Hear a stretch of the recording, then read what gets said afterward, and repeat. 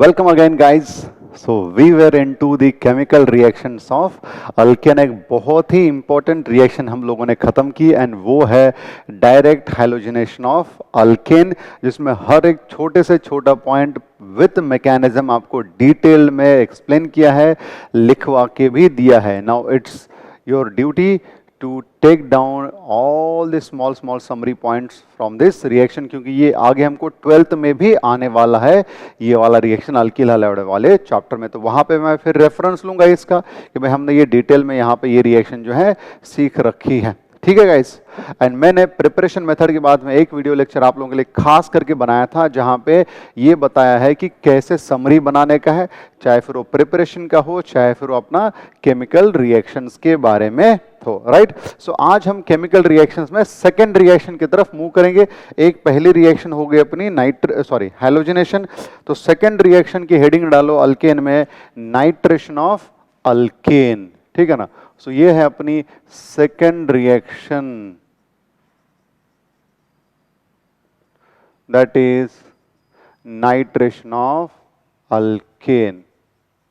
अब क्या होता होगा देखो, हैलोजिनेशन में क्या हुआ था, दी वन और more hydrogen atoms were replaced by halogen atom. तो नाइट्रेशन में क्या होता, नाइट्रेशन में the hydrogen of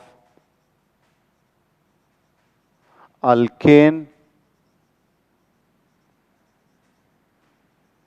will be replaced by nitro group. ठीक है. बहुत सिंपल सा रिएक्शन है. तो इस रिएक्शन में होता क्या है, अगर समझो मैं यहां पे एक जनरल ले लूं आपके लिए, that is RH, that is alkane. So when this alkane is heated with concentrated nitric acid, देखो इसी कॉन्सेंट्रेटेड नाइट्रिक एसिड को मैंने कैसा करके लिखा है, अब HNO3 है ना, तो उसी को मैंने थोड़ा सा ब्रेक करके लिखा है. So alkane when heated with concentrated nitric acid at around 698 kelvin. अब टेम्परेचर 10-20 डिग्री इधर उधर हो सकता है, उससे डरने की जरूरत नहीं, सेम एग्जैक्ट आना चाहिए ऐसा नहीं. हाँ, जहां पे क्रिटिकल होगा मैं बताऊंगा कि भाई यहाँ पे ये टेम्परेचर आपको ध्यान रखना होगा अच्छे से. So alkane when heated with concentrated nitric acid at such a high temperature, यहाँ पे the hydrogen atom will be replaced by nitro group and ये बनेगा RnO2 एंड उसको हम बोलते हैं नाइट्रो अल्केन. है ना, क्या बोलते हैं इसको हम लोग, नाइट्रो अल्केन बोलेंगे. क्लियर. सो पहला पॉइंट क्या था, hydrogen is replaced by nitro group.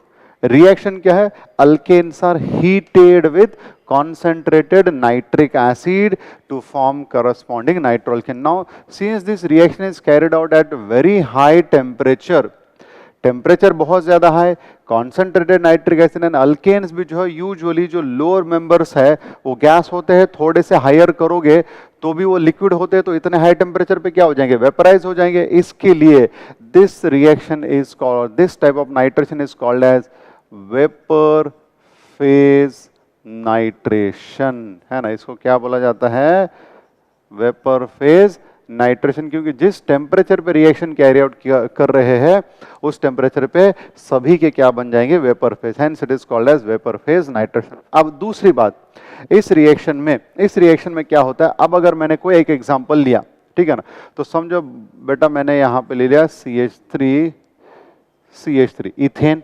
ठीक है. अगर मैंने इथेन लेके इसका मैंने कॉन्सेंट्रेटेड नाइट्रिक एसिड के साथ में रिएक्शन किया, ठीक, अब लगभग यहाँ पे टेम्परेचर 698 केल्विन. तो क्या होना, अब हाइड्रोजन रिप्लेस करना है. अब इस कार्बन का रिप्लेस करूं चाहे इस कार्बन का रिप्लेस करूं सेम ही होगा. तो फिर मैं क्या करता हूं, यहाँ पे ये मैंने बनाया CH3 CH2 NO2 that is nitro ethane. ठीक है. एंड साइड में वाटर होगा. यूजुअली हम ऑर्गेनिक रिएक्शन जो माइनर प्रोडक्ट होते हैं, साइड प्रोडक्ट है, तो यूजुअली हम उनको लिखते हैं. So ethane on heating with concentrated nitric acid forms nitro ethane. तो यहाँ पे कौन सा बॉन्ड टूटा रे बेटा, यहाँ पे जो है आपका CH बॉन्ड टूटा. अब CH बॉन्ड जब टूटेगा तो यहाँ पे यूजुअली वो टूटेगा होमोलिटिकली, क्योंकि कार्बन और हाइड्रोजन में उतनी ज्यादा इलेक्ट्रोनेगेटिविटी डिफरेंस नहीं है. चलो मैं एक और एग्जांपल लेता हूं आपके लिए. चलो यहाँ पे हम दूसरा एग्जांपल कुछ ऐसा लेते हैं. समझो हमने क्या किया, CH3 CH2 CH3 एंड इसको हमने फिर से कॉन्सेंट्रेटेड नाइट्रिक एसिड के साथ में हमने क्या किया, कॉन्सेंट्रेटेड नाइट्रिक एसिड के साथ में हमने इसको हीट कर दिया। अब यहां पे देखो दो टाइप के हाइड्रोजन है, ये प्राइमरी वाले यानी ये सेकेंडरी वाले, तो पॉसिबिलिटी होगी कि यहां पे इधर का भी हाइड्रोजन टूट सकता है, इधर का भी हाइड्रोजन टूट सकता है। सो अगर यहां का CH बॉन्ड टूटा तो यहां पे NO2 लगेगा, है ना, यहां पे क्या लगेगा आपका NO2, that is CH3 CH3 NO2, ठीक है। एक ये बनेगा, क्या नाम है इसका, 2 नाइट्रो प्रोपेन, ये बन जाएगा आपका 2 नाइट्रो प्रोपेन। एंड अगर ये बॉन्ड टूटा, ये टूटा तो यहां पे बन जाएगा CH3 CH2 CH2 NO2 and ये है आपका 1 नाइट्रो प्रोपेन, ठीक है। अब यहां पे अब तक हमने सिर्फ CH बॉन्ड टूटा, लेकिन नाइट्रेशन रिएक्शन में ये भी पॉसिबिलिटी, जैसे जैसे हम लोअर मेंबर ऑफ अल्केन से ऊपर हायर मेंबर की तरफ जाएंगे, there is possibility of breaking of carbon carbon bond also. तो एक हमने पॉसिबिलिटी देखी, किसी प्रोपेन का CH ये वाला बॉन्ड टूटा तो ये बना, यहां वाला CH बॉन्ड टूटा तो ये बना, एंड अगर कार्बन कार्बन बॉन्ड टूटेगा तो इधर क्या बनेगा CH3 CH2 NO2 एंड इधर क्या बनेगा CH3 NO2, यानी इसके साथ में एक बनेगा CH3 CH2 NO2 एंड एक बनेगा आपका ये इस तरीके का। तो यहां पे आपको एक बहुत इंपॉर्टेंट बात पता चली, एंड वो क्या है, in nitration of reaction there is possibility of, or nitration of alkane involves cleavage of CH and CC bond, है ना। so cleavage of CH and CC bond in nitration of alkanes, hence तो carbon hydrogen भी टूट रहा है, carbon भी टूट रहा है, hence in higher members of nitration we will always get the mixture of product, है ना। इसके लिए हमको क्या मिलेगा, हमेशा हायर मेंबर में क्या मिलेगा, मिक्सचर ऑफ प्रोडक्ट्स। तो कैसे एक एक करके पॉइंट बता रहा हूं, देखो मैं यहां पे, ये आपका हायर टेम्परेचर रिएक्शन होता है, वेपर फेज नाइट्रेशन होता है, इसमें CH and CC bond cleavage possible है। हायर मेंबर में जाएंगे तो हमेशा क्या मिलेगा, mixture. Next, this lower alkanes generally do not undergo nitration, lower alkanes generally do not undergo nitration, या फिर हम ऐसा बोलेंगे जनरली लोअर अल्केन्स का डायरेक्ट नाइट्रेशन हम कैरी आउट नहीं करते, ठीक। फिर अब CH बॉन्ड टूट रहा है, CC बॉन्ड टूट रहा है, यानी कि भैया यहां पे इस रिएक्शन का इंटरमीडिएट क्या होगा, इस रिएक्शन का इंटरमीडिएट होगा फ्री रेडिकल, है ना। क्या होगा इंटरमीडिएट इसका, फ्री रेडिकल, ठीक है। So reaction intermediate is free radical. अब बेटा अगर यहां पे रिएक्शन इंटरमीडिएट फ्री रेडिकल है तो मुझे बताओ, जब किसी एक अल्केन में ऐसे एक से ज्यादा टाइप के हाइड्रोजन आएंगे तो कौन से हाइड्रोजन की रिएक्टिविटी ज्यादा होगी, जैसा कि अल्केन में सीखा वैसे ही। सो यहां पे ease of hydrogen replacement, so nitration में भी ईज ऑफ हाइड्रोजन रिप्लेसमेंट क्या होगा, tertiary hydrogen more reactive than secondary hydrogen than primary hydrogen, ये वाली रिएक्टिविटी ऑर्डर होगी। तो अब मुझे बताओ, इस प्रोपेन का जब नाइट्रेशन किया तो ये जो 4 प्रोडक्ट बने, इनमें मेजर प्रोडक्ट कौन सा होगा, तो मैंने आपको हिंट दिया था हैलोजिनेशन में। So based on the stability of free radical major product decide होगा। तो यहां पे क्या यहां वाला फ्री रेडिकल ज्यादा स्टेबल होगा कि यहां वाला फ्री रेडिकल ज्यादा स्टेबल होगा? ऑब्वियसली जब इस सेकंड कार्बन पे यानी सेकेंडरी कार्बन का फ्री रेडिकल बनेगा तो वो स्टेबल, इसके लिए जब प्रोपेन का नाइट्रेशन करेंगे तो 2 nitropropane will be our major product, क्योंकि इट इज फॉर्मिंग थ्रू और forming via a more stable free radical. Clear है? सो बहुत सिंपल, इतना ही जानना है आपको नाइट्रेशन ऑफ अल्केन में। पहला, alkane heated with concentrated nitric acid at high temperature to form nitroalkane by replacing hydrogen by nitro group.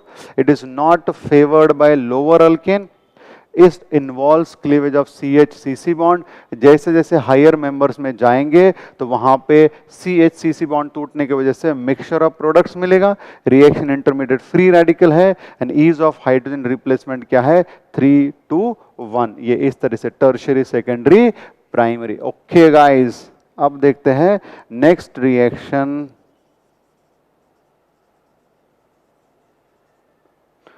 वो है सल्फोनेशन ऑफ अल्केन्स, है ना? क्या है? Sulphonation of alkanes. अब ये भी रिएक्शन जो है, again this is also not generally not favoured by lower alkanes. ठीक है? So generally not favoured by lower alkanes, है ना? Not favoured by lower alkanes. अब देखो, हैलोजनेशन में क्या होता? Hydrogen was replaced by halogen. Nitration में क्या हुआ? Hydrogen was replaced by nitro group. अब यहां पे क्या होता है? सल्फोनेशन में the hydrogen will be replaced bye SO3H group, that is sulpho group. तो यहां पे क्या करेंगे? ये रहा alkane plus concentrated sulphuric acid, है ना? Concentrated sulphuric acid when it is heated. So alkane heated with concentrated sulfuric acid, it forms RSO3H, and everybody in the classroom knows what is RSO3H, alkane sulfonic acid, है ना? क्या बनता है? alkane sulfonic acid बनता है। बात clear है? अच्छा, यहाँ पे कॉन्सेंट्रेटेड सल्फ्यूरिक एसिड लिखा है, इसी को कभी कभी लिखा होगा फ्यूमिंग सल्फ्यूरिक एसिड लिखा होगा, है ना? क्या लिखा होगा? फ्यूमिंग सल्फ्यूरिक एसिड लिखा होगा, या फिर उसी को कभी लिखा होगा ओलियम। क्या लिखा होगा? या तो लिखा होगा फ्यूमिंग सल्फ्यूरिक एसिड यानी बहुत ज्यादा कॉन्सेंट्रेटेड, या फिर कभी लिखा होगा ओलियम, वो भी H2S2O7. It is also highly concentrated version of sulfuric acid. दो सल्फ्यूरिक एसिड एक साथ आते हैं, उनमें से पानी निकल जाता है और बनेगा आपका इस तरीके का ओलियम। ठीक है? तो अब यहाँ पे एक चीज आपको सिर्फ बहुत ज्यादा ध्यान नहीं रखना है, simple H will be replaced bye sulphonic group, alkane sulphonic acid बनता है। अगर स्ट्रेट चेन अल्केन होंगे तो in straight chain alkane reaction starts from N-hexane onwards. So for N-alkanes, and for N-alkanes reaction starts from N-hexane onwards,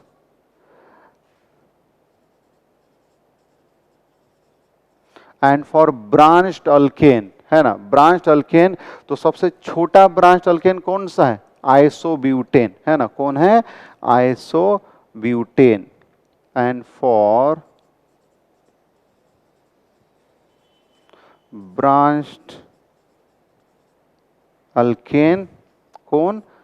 isobutane. Isobutane यानी कौन?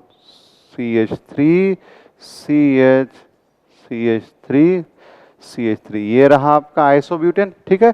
तो generally में ये क्या लिखा मैंने? सल्फोनेशन लोअर मेंबर्स नहीं दिखाते, ठीक है ना? लिखा है यहाँ पे not favoured by lower members. तो अगर स्ट्रेट चेन अल्केन्स लोगे तो स्ट्रेट चेन अल्केन में सल्फोनेशन कहाँ से स्टार्ट होगा? एन हेक्सेन से आगे वाले अल्केन में स्टार्ट होगा। एंड ब्रांच्ड अल्केन लोगे तो सल्फोनेशन कहाँ से स्टार्ट होगा? आइसोब्यूटेन में से। अच्छा, कौन मुझे बताएगा अगर आइसोब्यूटेन का सल्फोनेशन किया जाए तो कौन सा हाइड्रोजन जल्दी से निकलेगा? ये वाला कि ये वाला? टर्शियरी वाला, है ना? तो सल्फोनेशन रिएक्शन में भी हाइड्रोजन की रिएक्टिविटी क्या है? टर्शियरी है। Secondary hydrogen more reactive than primary hydrogen. So ये कॉमन है तीनों में, हैलोजनेशन में, नाइट्रेशन में एंड सल्फोनेशन में। क्लियर है बेटा एकदम से? ओके, होना ही चाहिए। बहुत सिंपल रिएक्शन है। सो नाइट्रेशन सल्फोनेशन में बस इतना ही याद रखो, लोअर मेंबर्स फेवर नहीं करते। नाइट्रेशन में carbon hydrogen and carbon carbon दोनों बॉन्ड टूटते हैं, मिक्सचर बनेगा। लेकिन जो मेजर प्रोडक्ट होगा यूजुअली कैसे डिसाइड किया जाएगा, based on the most stable free radical, यानी कौन सा हाइड्रोजन तोड़ने पे स्टेबल फ्री रेडिकल मिलने वाला है, वहां से बनने वाला नाइट्रो अल्केन जो है मेजर होगा। एंड सल्फोनेशन में ब्रांच्ड अल्केन के लिए आइसोब्यूटेन से आगे रिएक्शन पॉसिबल है, एंड स्ट्रेट चेन अल्केन के लिए एन हेक्सेन से आगे वाली रिएक्शन जो है पॉसिबल है। बेटा क्लियर? ओके। अब हम देखते हैं एक बहुत ही इंपॉर्टेंट रिएक्शन जिसका ऑर्गेनिक केमिस्ट्री में बहुत ज्यादा इंपॉर्टेंस है। सो नेक्स्ट जो है आपकी reaction number 4, and that is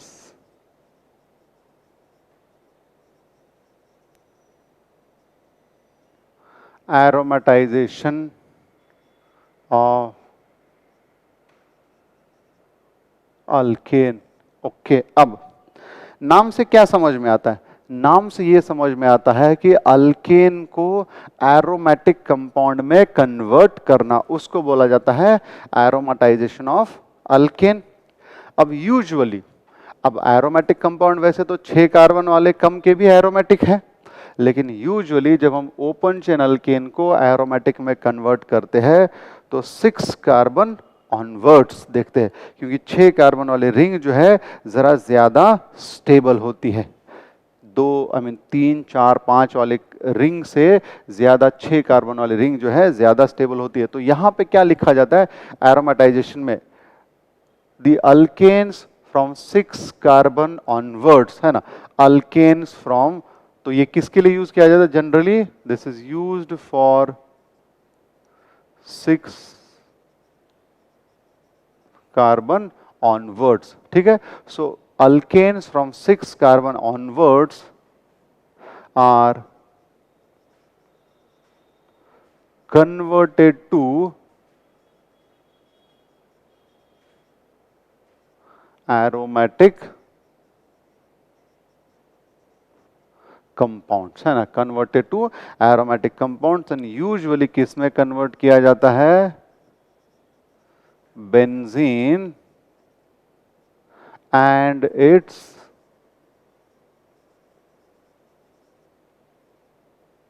derivatives, है ना, benzene and it's derivatives. Clear है एकदम से? ओके। तो अब जरा ध्यान से देखना, सबसे सिंपल पहला एग्जांपल लेंगे। तो बेंजीन कितने कार्बन का होता है? 6। तो हम क्या करेंगे, एक 6 कार्बन वाला ओपन चेन अल्केन लेंगे। सो 6 कार्बन वाला open chain alkane, CH3 CH2 CH2 CH2 CH2 and ये रहा यहां पे आपका CH3। ठीक है, सो 1 2 3 4 5 एंड 6। सो ये हमने लिया एन हेक्सेन। अब एन हेक्सेन क्यों बोला? क्योंकि ये आपका एक ओपन चेन अल्केन है। 2 एंड्स जुड़े हैं क्या? नहीं। कोई ब्रांचिंग है क्या? नहीं। सो अब देखो, the alkanes from n hexane onwards, alkanes from n hexane onwards when heated with oxides of chromium or vanadium or molybdenum. So when the alkanes from N-hexane onwards are heated with oxides of chromium, vanadium or molybdenum, है ना, और molybdenum heated at around 773 Kelvin, supported on alumina, है ना, किसको? इस catalyst को alumina के ऊपर जो है सपोर्ट करते हैं। So these oxides of chromium, vanadium, molybdenum supported on alumina heated at around 773 Kelvin under 10 to 20 atmospheric pressure. तो ऐसे में क्या हो जाएगा, तो फिर जब अल्केन को, मैंने आपको पहले बोला था अल्केन ऑर्डिनरी कंडीशन पे रिएक्शन नहीं दिखाते। अब ये कौन है, ये सब के सब ऑक्सीडाइजिंग रिएजेंट्स है। मतलब इस रिएक्शन में वैसे देखा जाए तो इस रिएक्शन में क्या होने वाला है, इसका ऑक्सीडेशन भी होने वाला है, ऐसा हम बोल सकते हैं।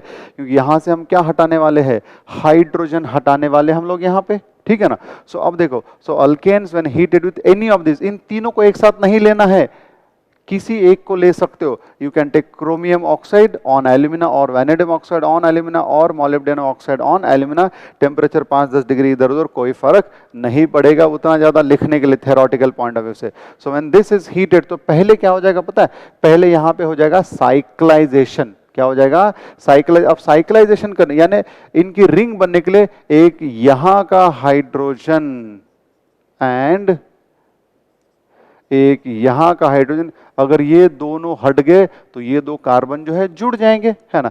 जब ये दो कार्बन जुड़ जाएंगे तो ये ऐसा बनेगा आपका साइक्लोहेक्सेन, ठीक है ना। क्या बन जाएगा, साइक्लोहेक्सेन। तो फिर जैसे यहाँ पे ये रिंग बन गया साइक्लाइजेशन, तो इतने हाई टेम्परेचर पे एंड इन ऑक्सीडाइजिंग एजेंट्स के वजह से क्या हो जाएगा ऐसा। अब यहाँ पे क्या है, हर जगह पे दो दो हाइड्रोजन है कि नहीं, हर जगह पे क्या है, ऐसे दो दो हाइड्रोजन है।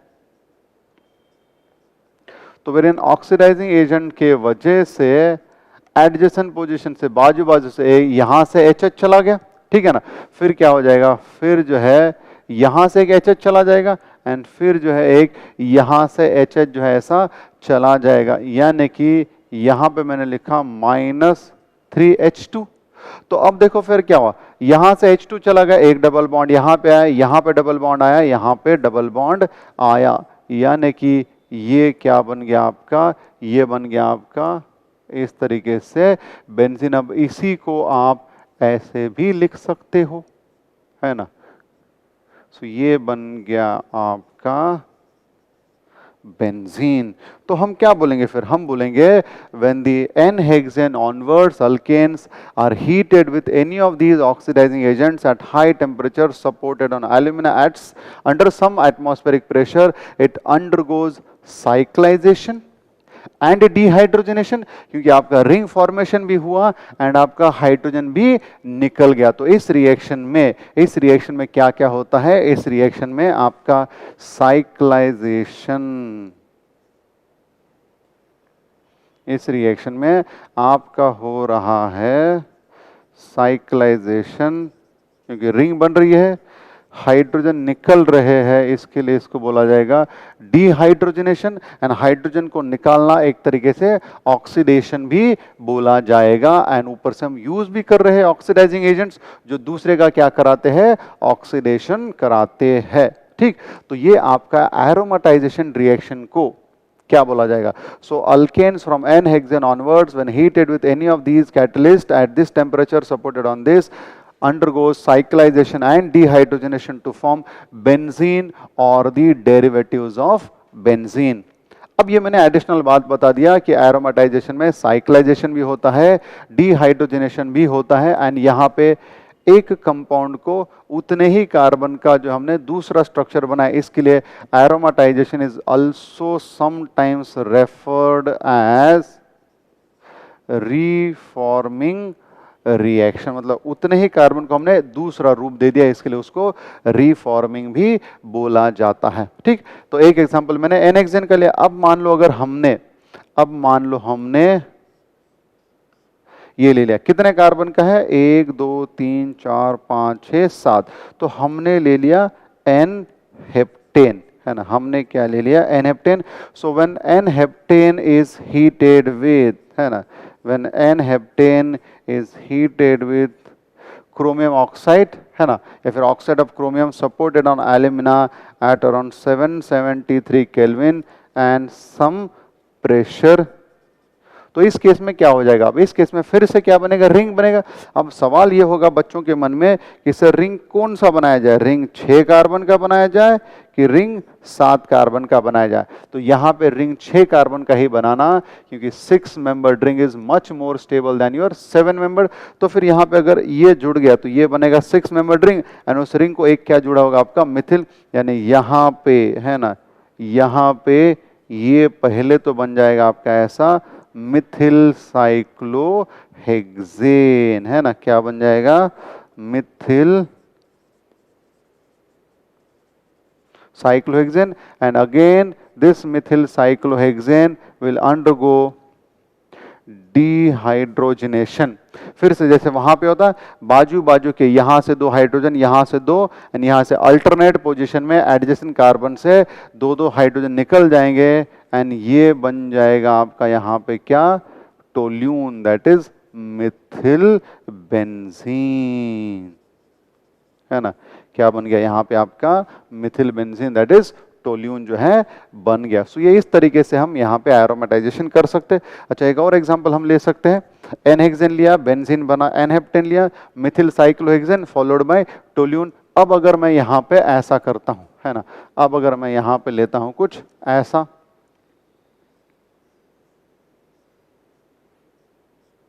तो अब कौन हुआ ये हुआ, देखो 1 2 3 4 5 6 7 8 एन ऑक्टेन, क्या हुआ ये, एन ऑक्टेन। अब एन ऑक्टेन के केस में हमको मिक्सचर मिलेगा। So when n octane undergoes aromatization by heating with any of these oxide at high temperature supported on alumina under some pressure, यहाँ पे क्या हो जाएगा, फिर से मैंने क्या बोला, एक 6 मेंबर्ड रिंग बना दो पहले तो, है ना, क्या बना दो, एक 6 मेंबर्ड रिंग बना दो, एंड फिर जितने कार्बन बचते हैं उन कार्बन को आप रिंग के ऊपर सब्स्टिट्यूएंट के फॉर्म में जोड़ दो। तो पहले क्या करोगे, अगर आपने ये इन दो कार्बन को ऐसे जोड़ दिया, जैसे आपने यहां पे इसको जोड़ दिया, तो ये बना आपका 6 मेंबर रिंग, ठीक है ना। सो ये क्या बना आपका, ये पहले तो बन गया यहां पे आपका इथिल साइक्लोहेक्सेन, है ना,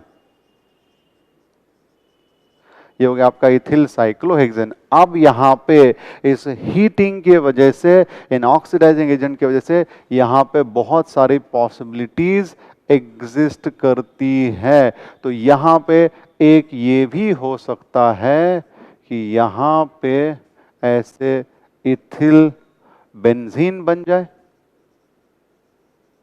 है ना, क्या बन जाए, यहाँ पे ऐसे इथिल बेंजीन बन जाए, या फिर ये बॉन्ड टूट के भी दो अलग अलग कार्बन पे मिथिल मिथिल आ जाए, एंड उस केस में ये भी हो सकता है कि आपका ऐसा डाइमिथिल बेंजीन बन जाए। अब हो सकता है ऑर्थो वाला बने, हो सकता है वो मेटा वाला बने, हो सकता है वो पैरा वाला भी बन जाए, ठीक है। तो ये कहने का मतलब है कि यहाँ पे आपका जाइलिन भी बन सकता है। सो आपको क्या, so N octane on aromatization using any of these catalyst can form ethyl benzene और जाइलिन। अब जाइलिन ऑर्थोजाइलिन भी हो सकता है, मेटाजाइलिन भी हो सकता है। Clear guys? तो ये यहाँ पे हम आज के लिए रुकते हैं, ठीक है ना, यहाँ पे रुकेंगे, एंड देन नेक्स्ट लेक्चर में हम इसके जो दूसरे पेंडिंग रिएक्शंस है उनको खत्म करेंगे। Right guys, thank you very much.